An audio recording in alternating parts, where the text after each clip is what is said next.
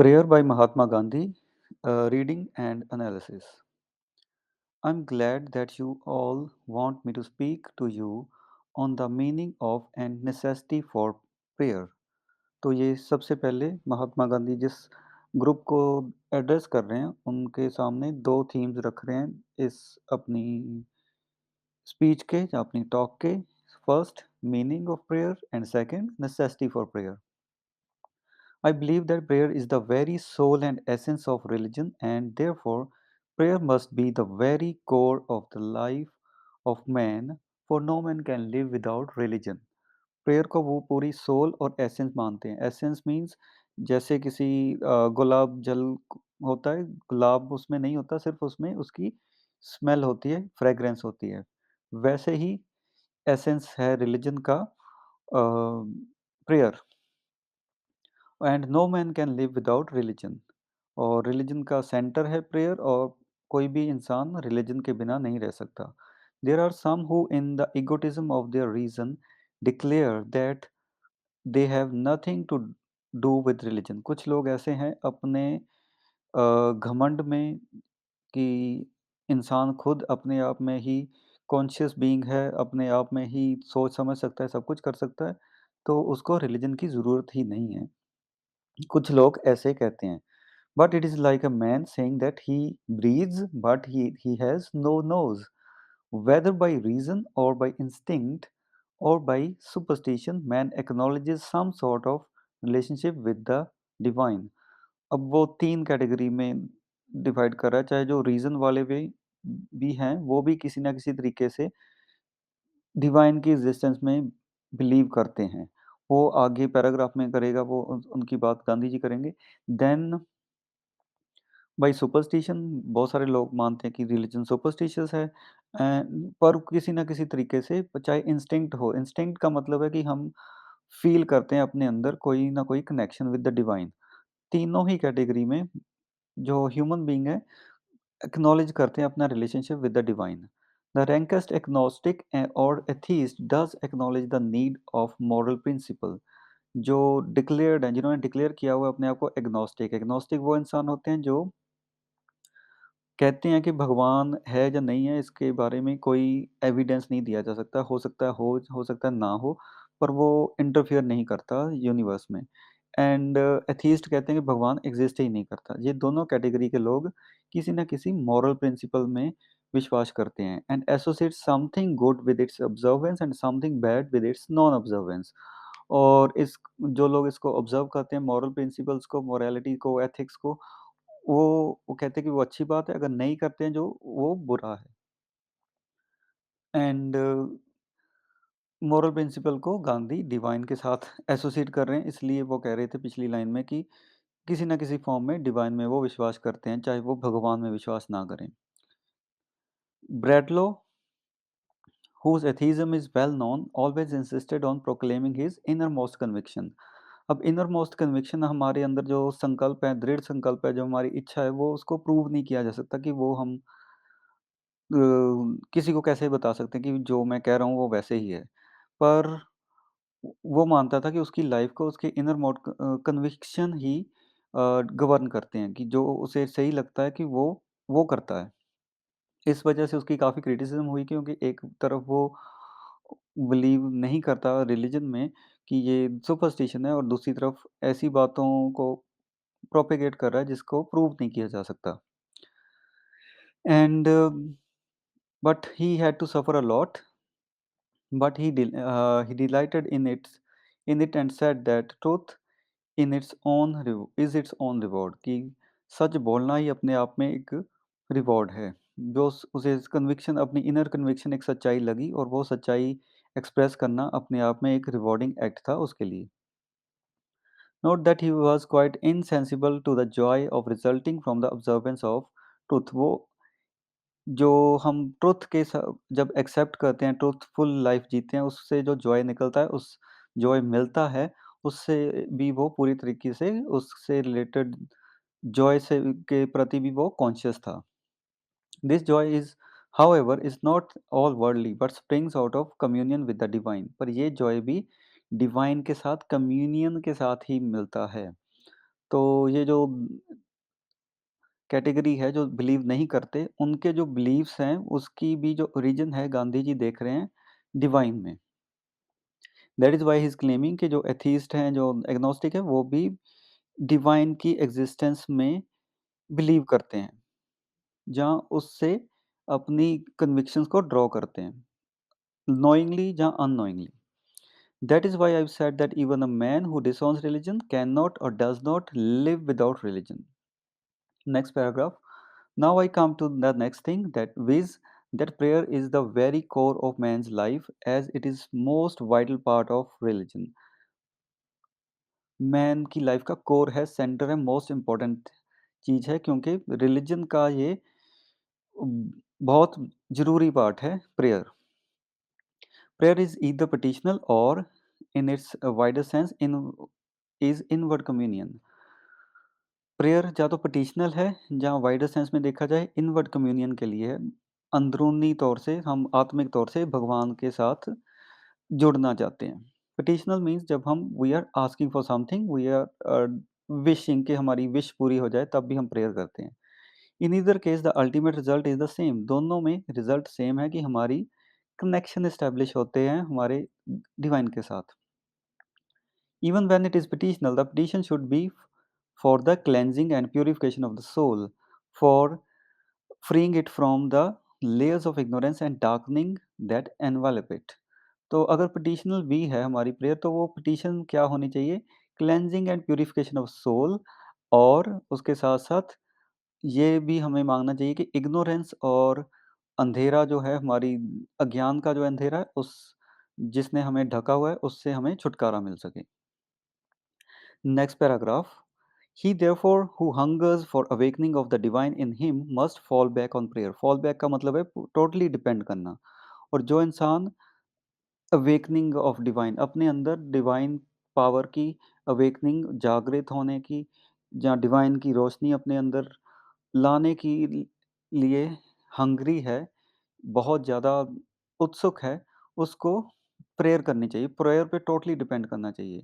But prayer is no more exercise of words, is it is no mere repetition of empty formula. पर सिर्फ कुछ word को repeat करके कोई, ये कोई एम्प्टी फॉर्मूला नहीं है जिससे हमें डिवाइन के साथ कम्युनियन पॉसिबल हो। Any amount of repetition of Ram nama is futile if it fails to stir the soul. Ram नाम जितनी बार हम मर्जी जपते रहें, अगर हमारी आत्मा को, आत्मा के साथ हम मिलके नहीं कर रहे, हमारी आत्मा को वो इन्फ्लुएंस नहीं कर रहा, तो वो सिर्फ रेपिटेशन है। It is better in prayer to have heart without words than words without heart. Prayer में अगर हम चुपचाप ध्यान लगा के बैठे हैं, दैट इज़ बेटर देन कि हम कोई प्रेयर करते रहें, कोई शब्द बोलते रहें और हमारा ध्यान इधर-उधर भटकता रहे। It must be clear it must be in clear response to the spirits which hungers for it. हमारी प्रेयर कैसे होनी चाहिए कि जो स्पिरिट है, जिसको हंगरी है डिवाइन कम्युनियन के लिए, उस हंगर के लिए रिस्पॉन्स होनी चाहिए हमारी prayer. And even as a hungry man relishes a hearty meal, so a hungry soul will relish a heartful prayer. जैसे एक भूखा इंसान भोजन को, खाने को एन्जॉय करता है, वैसे ही एक हंग्री सोल प्रेयर को relish करेगी, एन्जॉय करेगी। And I am giving you a bit of my experience that and that of my companions, even when I say that he who has experienced the magic of prayer may do without food for days together, but not a single moment without prayer. For without prayer there is no inward peace. और वो अपने और अपने साथियों के experience को बता रहे हैं कि जो प्रेयर के साथ जुड़े हुए हैं, जिन्होंने प्रेयर के मैजिक को एक्सपीरियंस कर लिया है, वो खाने के बिना रह सकते हैं, कई दिनों तक रह पाएँगे, पर प्रेयर के बिना नहीं रह सकते, क्योंकि प्रेयर के बिना इनवर्ड पीस, उनकी आंतरिक शांति या उनकी मानसिक शांति पॉसिबल नहीं है। Next paragraph. If that is the case, someone will say we should be offering our prayer every minute of our lives. There's no doubt about it. Mortals, but we erring mortals who find it difficult to retire within ourselves for inward communion, even for a single moment, will find it impossible to remain perpetually in communion with the divine. तो अगर ये बात है जैसे पिछले paragraph में उन्होंने explain किया तो कोई कह सकता है कि हमें 24 घंटे हर मोमेंट प्रेयर ही करते रहना चाहिए और गांधी जी कहते हैं ये बिल्कुल ठीक बात है पर हम गलतियां करते हैं एरिंग मॉडल्स हम गलतियों के पुतले हैं इंसान और हमारे लिए कुछ मोमेंट्स के लिए भी प्रे करना बहुत मुश्किल है वो तो लगभग इम्पॉसिबल होगा पूरा दिन 24 घंटे प्रेयर करना और डिवाइन के साथ कनेक्शन में रहना। We therefore fix some hours when we make a serious effort to throw off the attachments of the world for a while. We make a serious endeavor to remain, so to say, out of flesh. तो हम क्या करते हैं? उसका हमारे पास क्या alternative है? अगर हम 24 घंटे नहीं रह सकते कम्युनियन में, तो हम कुछ घंटे, कुछ टाइम फिक्स कर लेते हैं डिवाइन के साथ कनेक्शन एस्टेब्लिश करने के लिए और उस टाइम पे हम अपनी संसार की सारी अटैचमेंट्स, सारे अपने दुःख, दर्द चिंताएँ सब भूल के एक कनेक्शन एस्टेब्लिश करते हैं सोल का डिवाइन के साथ। और जिसको वो कह रहे हैं कि स्टेइंग आउट ऑफ फ्लेश। तो मतलब फ्लेश ये जो शरीर है, इसकी जो डिज़ायर्स हैं, इसकी जो चिंताएँ हैं, दुःख-दर्द हैं, उससे बाहर चले जाते हैं। We have heard Surdas' hymn. It is a passionate cry of a soul hungering for union with the divine. According to our standards, he was a saint, but according to his own, he was a proclaimed sinner.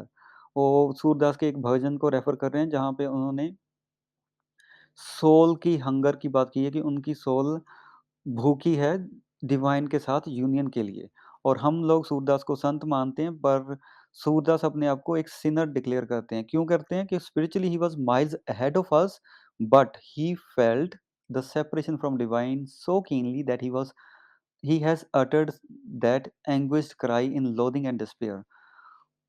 Spiritually हमसे वो काफ़ी आगे हैं पर वो फिर भी एक डिफ़रेंस है, एक दूरी है डिवाइन के साथ उनकी और इसलिए उन्होंने एक एक डिवाइन क्राई है, एक तरीके से वो क्राई कर रहे हैं कि डिस्पेयर में और लोथिंग में। अपने आप से वो नफ़रत कर रहे हैं कि मैं इतने पाप करता हूँ, इसीलिए मेरी कम्युनियन नहीं हो रही, इसीलिए मेरा कनेक्शन एस्टेब्लिश नहीं हो पा रहा डिवाइन के साथ। I have talked of the necessity for prayer and there through I have dealt with the essence of prayer. Necessity बताते हुए उन्होंने गांधी जी ने कहा कि मैंने प्रेयर की एसेंस के बारे में भी बात की है। We are born to serve our fellow men we cannot properly do we cannot properly do so unless we are wide awake. तो we are born to serve our fellow men, हमारा जन्म ही सेवा करने के लिए हुआ है दूसरे लोगों की, इंसानियत की, ह्यूमैनिटी की। पर वो हम तभी कर पाएँगे जब हम खुद अंदर से जागे हुए हों, हम अवेक हों, हम अवेयर हों उस हमारे ड्यूटी को लेकर। There is an eternal struggle raging in man's breast between the powers of darkness and of light, and he who has not sheet anchor of prayer to rely upon will be victim to the powers of darkness. हमारे अंदर एक बुराई और अच्छाई की एक जंग, एक लड़ाई चलती रहती है। अगर हमारे पास एक शीट एंकर जैसे वो एक लोहे का बहुत बड़ा पीस होता है जो शिप में होता है, वो नीचे डालते हैं उसको एक चेन के साथ जब वो पोर्ट पे खड़ा होता है ताकि शिप इधर-उधर ना जाए, वो जहाँ हम इसको एज़ अ शील्ड भी मान सकते हैं, एक ढाल भी मान सकते हैं, जो हमें इन चीज़ों से बचाती है। वो प्रेयर वो काम कर सकती है। अगर हमारे पास वो नहीं है, तो हम इन डार्कनेस की जो पावर्स हैं, उसके विक्टिम बन के ही रह जाएँगे। The man of prayer will be at peace with himself and with the whole world. जो प्रेयर करता है, वो अपने अंदरूनी भी शांति होगी और उसकी दूसरों के साथ भी पीसफुल कोएग्जिस्टेंस में रहेगा बाकी लोगों के साथ। The man who goes about the affairs of the world without a prayerful heart will be miserable and will make the world also miserable. और जो prayerful heart के बिना रहता है वो अपने आप को भी और दूसरे संसार को भी miserable बना देगा, दुख से भर देगा, मुश्किलों से, मुसीबतों से भर देगा। Apart therefore from its bearing on man's conditions, after death, prayer has incalculable value for man in this world of living. जो मरने के बाद जब हम प्रेयर करते हैं, जो भक्ति करते हैं, उसका मरने के बाद तो डेथ के बाद तो फ़ायदा है ही, उसकी सिग्निफ़िकेंस है, पर इस संसार में भी रहते हुए भी उसकी काफ़ी इम्पोर्टेंस है। Prayer is the only means of bringing about orderliness and peace and repose in our daily life. हमारे लाइफ में व्यवस्था कायम करना, ऑर्डर कायम करना, पीस कर लेके आना, शांति लेके आना, ये सारी चीज़ें प्रेयर ही लेके आती है। ओनली मीन्स है ये, एक ये साधन है जो ये काम कर सकता है। We inmates of the ashram who come here in search of truth and for insistence on truth profess to believe in the efficacy of prayer. जो हम आश्रम में रह रहे हैं, हम जब यहाँ आए थे, ट्रुथ की सर्च में आए थे and for insistence of truth कि हमने सच पे कायम भी रहना है। हमने ये प्रोफेस किया था कि प्रेयर एक एफिशिएंट मोड है, एफिशिएंट मीडियम है ट्रुथ को सर्च करने का, ट्रुथ को अपनाने का। But had never up to now made it a matter of vital concern. पर अभी तक हमने इसके ऊपर ज़्यादा चिंता नहीं की, ज़्यादा अपना ध्यान नहीं दिया, ज़्यादा अपना ध्यान केंद्रित नहीं किया इस चीज़ पे। We did not bestow on it the care that we did on other matters. जितनी हमने चिंता बाकी चीज़ों की है, इसकी उतनी चिंता हमने नहीं की। I awoke from my slumber one day and realised that I had been woefully neglect of my duty in the matter. कहते हैं, एक दिन मैं उठा, ये स्लम्बर वो है अज्ञानता का कि कुछ रियलाइज़ ना करना। ये स नींद से उठने वाला नहीं है, ये रियलाइज़ेशन है कि एकदम उनको एक दिन रियलाइज़ हुआ कि मैं अपनी ड्यूटी को इस मामले में इग्नोर कर रहा हूँ, नेग्लेक्ट कर रहा हूँ। I have therefore suggested measures of stern discipline, and far from being any the worse, I hope we are better for it. तो इसलिए मैंने स्ट्रिक्ट डिसिप्लिन के लिए कुछ मेजर्स, कुछ तरीके ऑफ़र किए हैं, और ये हमारे लिए बुरा नहीं, बुरा होने की बजाय ये हमारे लिए बहुत अच्छा है strict discipline. For it is so obvious, क्योंकि ये प्रत्यक्ष है, हमारे सामने है, इसके जो फ़ायदे होंगे वो हमारे सामने हैं, उसको वो नेक्स्ट पैराग्राफ में गांधी जी एक्सप्लेन भी करेंगे। Take care of yourself and the things will take care of themselves. अपनी अगर हम देखभाल करते हैं तो जो आस-पास हमारे होने वाली चीज़ें हैं वो अपने आप ही ठीक हो जाएँगी। Rectify one angle of a square and other angles will be automatically right. जैसे हमारे पास कोई 4 अ, साइड्स वाली कोई डायग्राम है, अगर उसके एक एंगल को हम 90 डिग्री कर दें, बाकी अपने आप 90 डिग्री हो जाते हैं। सो अपने सजेशंस देते हैं वो। Begin therefore your day with prayer and make it soulful that it may remain with you until the evening. अपना डे प्रेयर से स्टार्ट करें ताकि वो आपके साथ जो पीसफुल आपकी जो स्टेट ऑफ माइंड है पूरा इवनिंग तक रहे। And close the day with prayer so that you may have a peaceful night free from dreams and nightmares. और दिन को ख़त्म भी करिए उसी के साथ, प्रेयर के साथ, ताकि आपकी नाइट पीसफुल रहे। ड्रीम्स और नाइटमेयर्स, बुरे सपनों के जो स्टेट ऑफ एक्साइटमेंट में रहेगा ब्रेन, उससे वो रेस्ट पॉसिबल नहीं है, पीस पॉसिबल नहीं है। तो इस प्रेयर अगर हम करेंगे तो हमें ड्रीम्स और नाइटमेयर्स दोनों नहीं आएँगे, क्योंकि वो दोनों डिस्ट्रैक्ट करते हैं ह्यूमन माइंड को, ह्यूमन ब्रेन को। Do not worry about the form of prayer. Let it be any form. It should be such as can put us in communion with the divine. हमें किस तरीके से prayer करनी चाहिए, उसके ऊपर चिंता करने की ज़रूरत नहीं है। बस हमारा तरीका ऐसा होना चाहिए कि हमारा एंड गोल क्या है? एंड गोल है कम्युनियन विद डिवाइन। सो वो अचीव होना हमारे लिए ज़रूरी है। Only whatever be the form, let not the spirit wander while the words of prayer run out of your mouth. सिर्फ़ इतना ध्यान रखना है कि चाहे जैसी मर्ज़ी प्रेयर की फ़ॉर्म हो, जब हम वर्ड्स अटर कर रहे हैं, जो बोल रहे हैं जो वर्ड्स प्रेयर के, तब हमारा ध्यान नहीं भटकना चाहिए, हमारी आत्मा, हमारा ध्यान इधर-उधर भटकना नहीं चाहिए। और last paragraph, if what I have said has gone home to you, you will not be at peace until you have compelled your hostel superintendents to entrust themselves in your prayer and to make it obligatory। अगर वो making home, going home, something that, ये जो एक phrase है, जो idiom है, तो इसका मीनिंग है कि पूरी तरीके से समझना। तो if I what I have said has gone home to you, मतलब वो कहते हैं कि जो मैंने कहा है अगर आपको पूरी तरीके से समझ आ गया है, देन आप तब तक भी शांत नहीं बैठोगे जब तक आप अपने हॉस्टल के सुपरिटेंडेंट्स को कंपेल नहीं कर देते कि प्रेयर हम सबके लिए कंपल्सरी की जाए, ऑब्लिगेटरी की जाए। Restraint self imposed is no compulsion. अगर हम अपने ऊपर रिस्ट्रेंट लगाते हैं, रोक लगाते हैं कोई, तो वो कंपल्शन नहीं हो सकती। A man who chooses the path of freedom from restraint of that is of self indulgence, अगर कोई restraints से फ्रीडम वाला पाथ कोई इंसान चूज करना चाहता है, मतलब सेल्फ इंडल्जेंस, अपनी इच्छाओं में अपने इमोशंस में बह जाने वाली जिंदगी जी रहा है, will be a bond slave of patience, तो अपने पैशंस का, अपने इमोशंस का, अपनी इच्छाओं का ही वो एक बॉन्ड स्लेव, एक बंधुआ मजदूर बन के रह जाएगा, जिससे ज़बरदस्ती बँधुआ मज़दूर हो वो होता है जिससे ज़बरदस्ती मज़दूरी कराई जाती है। अगर हम रिस्ट्रेंट नहीं लगाएँगे अपने ऊपर तो हमारे पैशंस हमसे वो काम करवाएँगे। Wise the man who binds himself to rules and restraints releases himself, और दूसरी तरफ एक इंसान जो अपने आप को रूल्स के साथ बाइंड करता है, वो रिलीज़ करता है अपनी सोल को, अपने आप को रिलीज़ कर देता है, बाँध के भी।